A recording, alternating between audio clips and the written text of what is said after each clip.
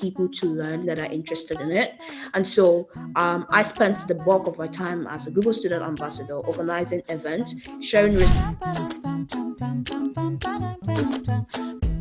How was growing up as a child, your family background and all. Sure. Thank you. Thank you for having me here. Really excited about it. Awesome. So my name is Oiza. I'm from Nigeria, Kogi Oh, State precisely, and I was born and bred in Kogi State. I did my primary school, my secondary school, in Kogi State, and then I moved to Southwest for university.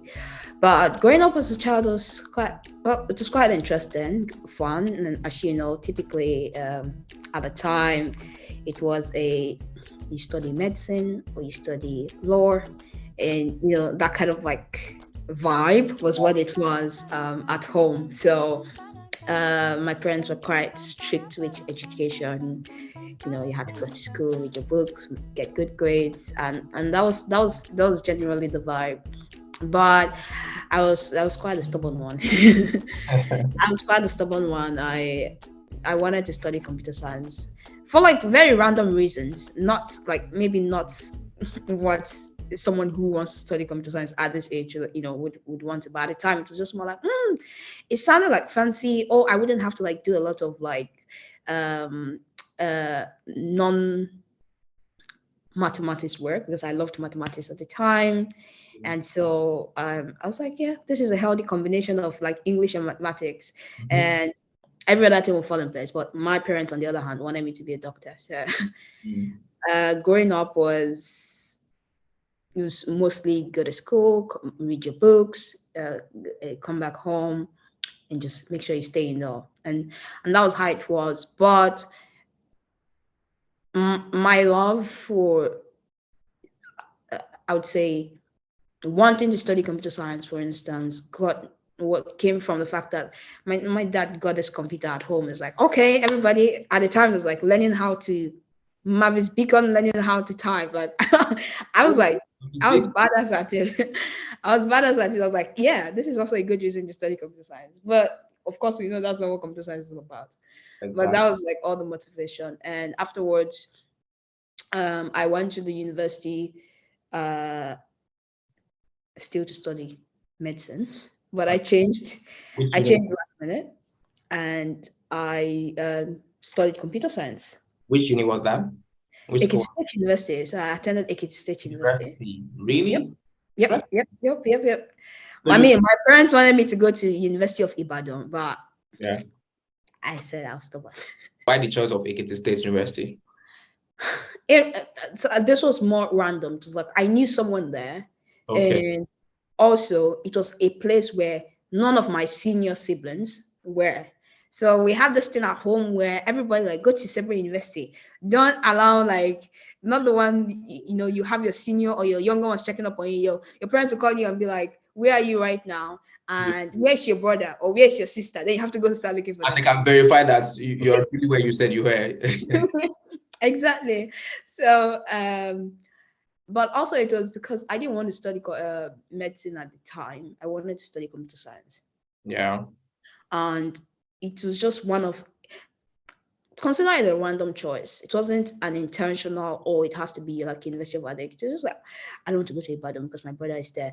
I'm going to just go somewhere else. And then I was like, okay, I think I know someone in University of Adekiti. I'm going there. And that was how it happened. So no logical decisions were made in So that. how would you rate the educational experience, at the University of Adó-Ekiti in terms of quality, in terms of experience generally? So it's difficult to rate, right, when you've never been in a university before. Like that was what it was. Mm. But I mean, there were places where I thought like there could have been improvement. However, I think that every experience I had in the university has shaped me to be where I am right now. And so to be like a patriotic, you know, alumni of that university, I'll say that it was amazing. It was great.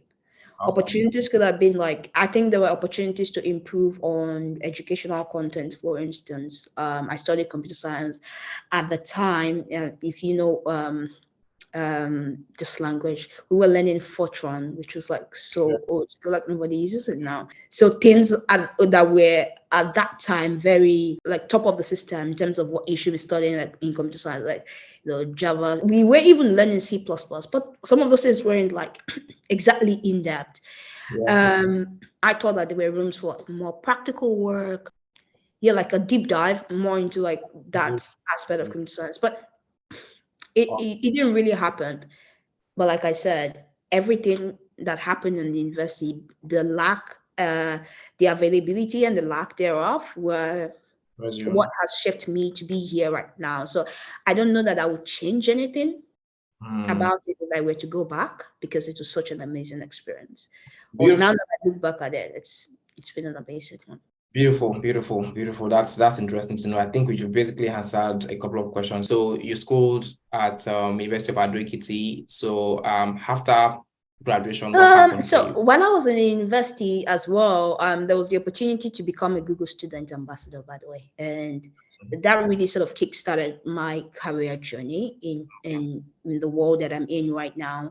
And um, after that, like it got me into digital marketing and computer science. So I was also like hosting events and all of that, gaining knowledge myself, but also disseminating that across the community of students that we had at the time.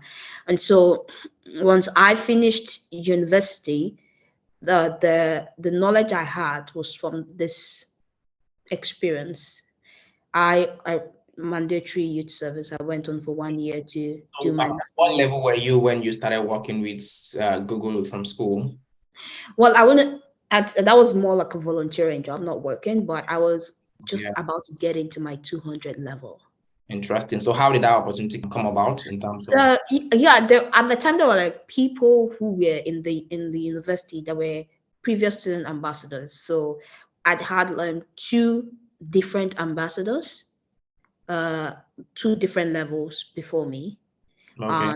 and so when it got to uh the time where, because it was like 1 year, Mm-hmm. 1 year apart, like you have to be an ambassador for a 1 year. And so when all those people graduated after the program, Okay. there was opportunity to apply for it. But the beauty of this, again, which is why I said I wouldn't change anything about the university, was because I was in computer science, everybody just associated, oh, let's look out for computer science students. They might have, interest in this.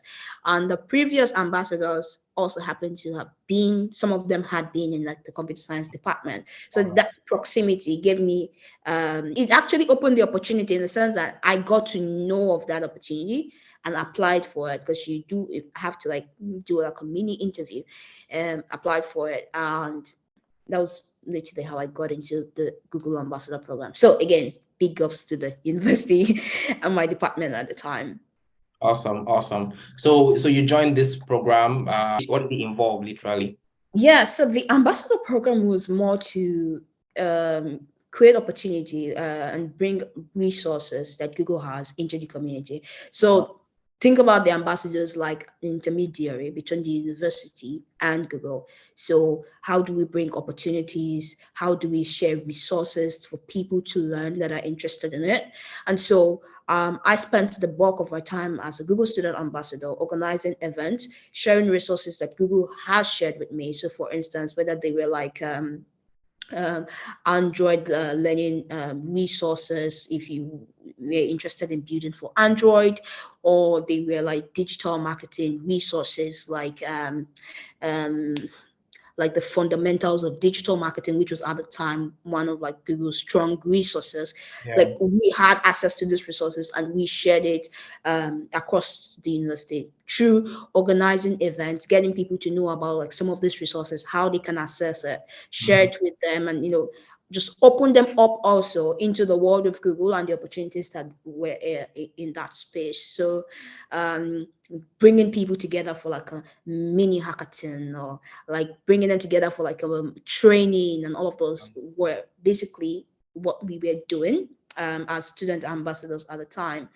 And also creating like the student club, that folks, a group of people that were interested in this bit.